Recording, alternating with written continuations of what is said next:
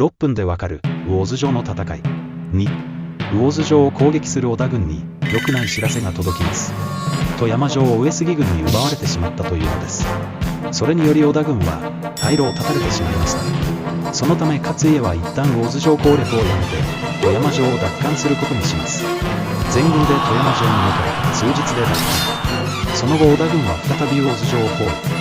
勝家本隊は城の東に、成政隊は城の西に、利家隊は城の南にそれぞれ布陣。織田軍はあっという間に城門を破壊し、今までに流れ込みます。